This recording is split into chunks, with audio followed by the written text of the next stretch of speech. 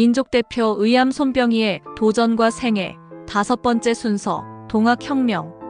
의암 선생께서 동학 수도에 집중하던 당시 조선은 잘못된 정치로 백성들의 고생이 이만저만이 아니었다. 특히 쌀이 많이 생산되던 호남 지역은 부이 많은 관리들이 너나 할 것 없이 농민을 혹독하게 수탈하였다.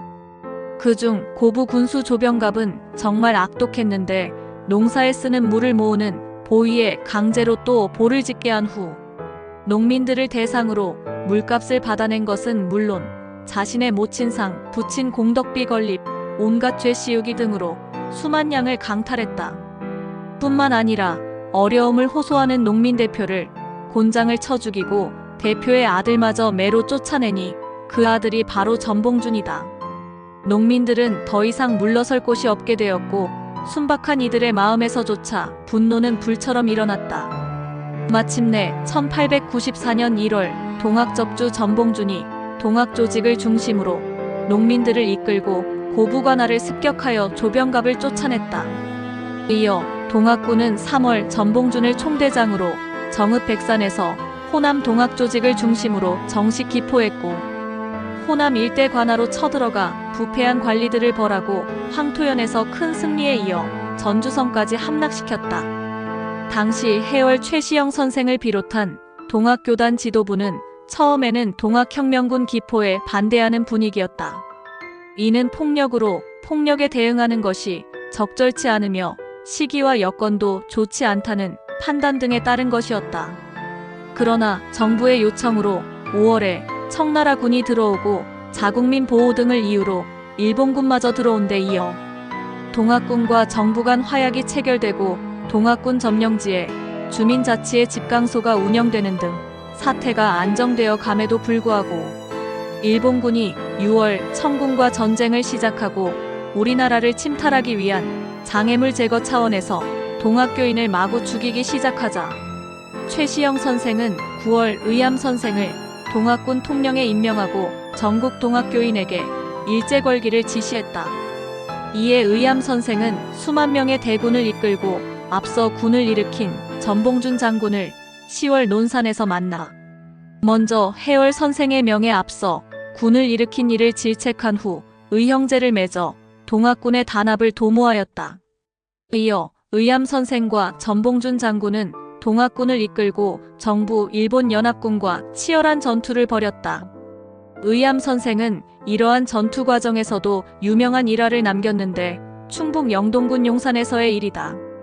이곳에서 광군에게 포위되어 총에 맞았는데 옷에 총알 자욱만 있을 뿐 아무런 상처를 입지 않은 걸 알고 하도 신기하여 스승인 해월 선생께 자랑하니 마음을 어디 두었기에 총알에 맞은 것이냐며 오히려 야단을 맞았다 한다.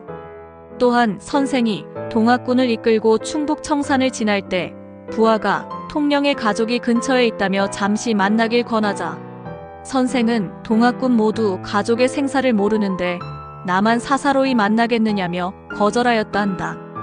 선생은 동학혁명 기간 27번을 싸워 모두 이기는 등 최선을 다했으나 이해 11월 동학군이 신식무기를 앞세운 일본군에게 공주 우금치에서 크게 패하고 자신도 12월 충북 음성 지역 전투에서 패하자 스승인 해월 선생을 모시고 정부 일본 연합군의 추적을 피해 강원도 지역으로 몸을 숨겼다.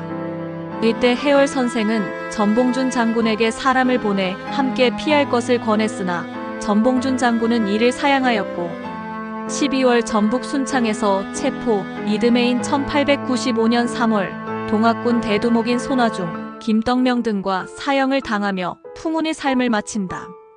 동학군이 패하며 쫓기자 광군은 물론 특히 일본군이 끝까지 이들을 추적하며 잔인한 사륙을 자행하였다.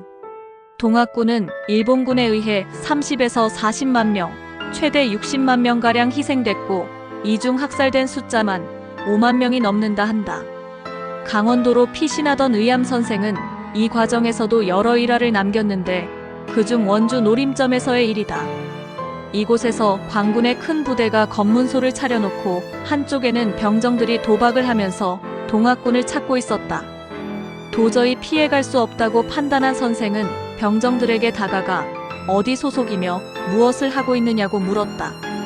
그러면서 옷자락에 궁우를 슬쩍 보이며 동학군은 잡지 않고 도박을 한다고 꾸짖었다. 이에 병정들은 의암 선생을 암행어사로 알고 오히려 용서를 빌며 감히 검문할 생각을 하지 못했다 한다.